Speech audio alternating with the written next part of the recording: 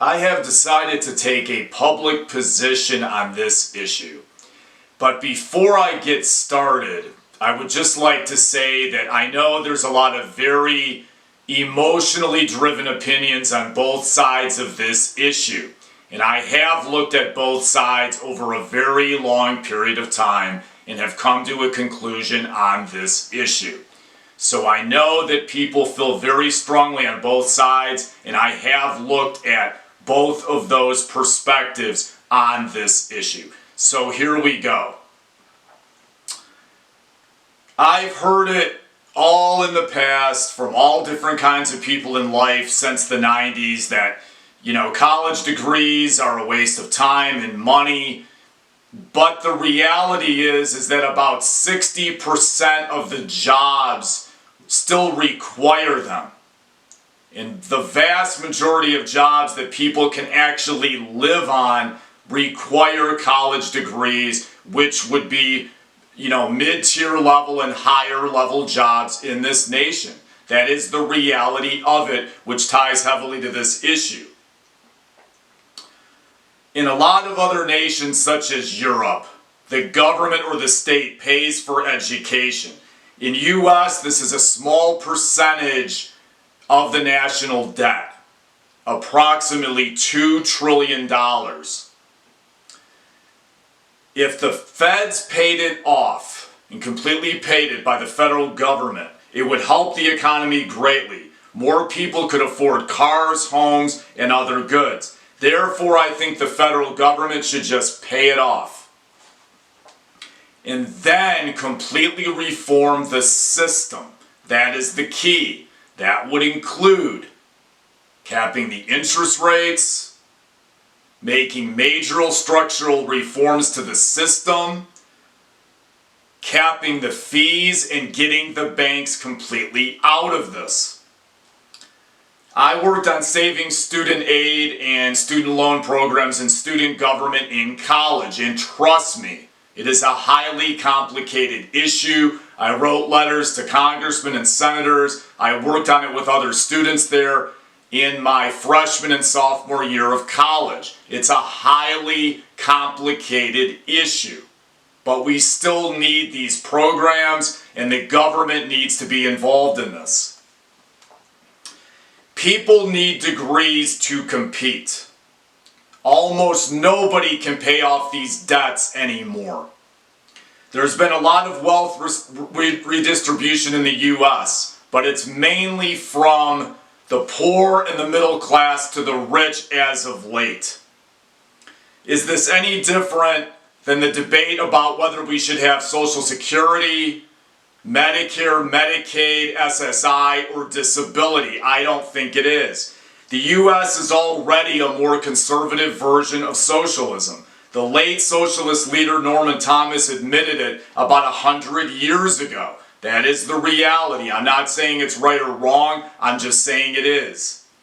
Medicare is largely an upper middle class entitlement program. Jack Kemp, a Republican, the late Republican, was saying this in the 1990s.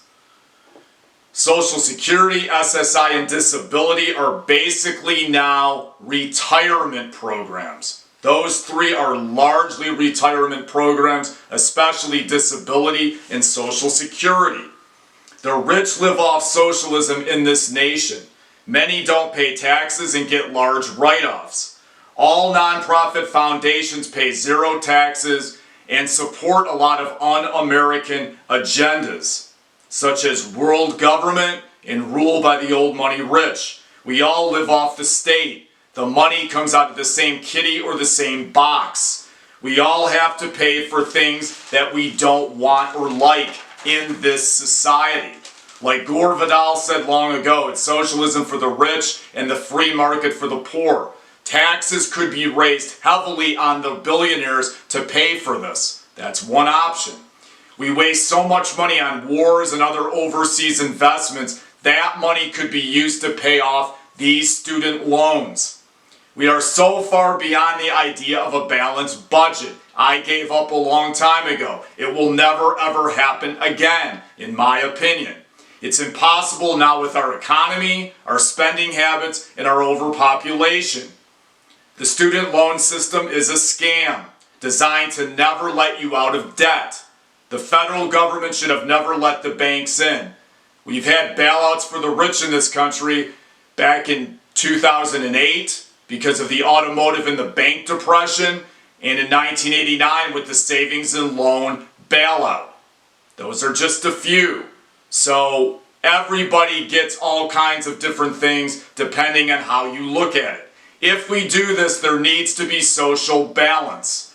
There should be tax breaks for the working class and the poor to make it fair, i.e. those that did not go to college or couldn't afford it. Maybe even vouchers for the people that don't go to college, meaning they would get lump sum payments from the government to make this fair. Parents who paid and people who paid their own way should get money back if they can prove it, possibly for several years. This would have to be decided by Congress and governors. This would all have to be left up to Congress and the president, as this entire issue would have to be. In my opinion, because the president appoints the Department of Education head, I think the president should be allowed to erase all the student debt in this nation. I think Biden was right on that issue. But the rest of it would have to be decided by legislatures. It's a political question. The court should not even be involved in this. These lawsuits should be thrown out. Let's face it, we still need a student loan system, and people cannot pay off these debts because of the massive problems now with the system. We need reform, and the government needs to step in. Thank you for your time. Please make a note that my next video is going to be on Canadian Prime Minister Carney recognizing Palestine.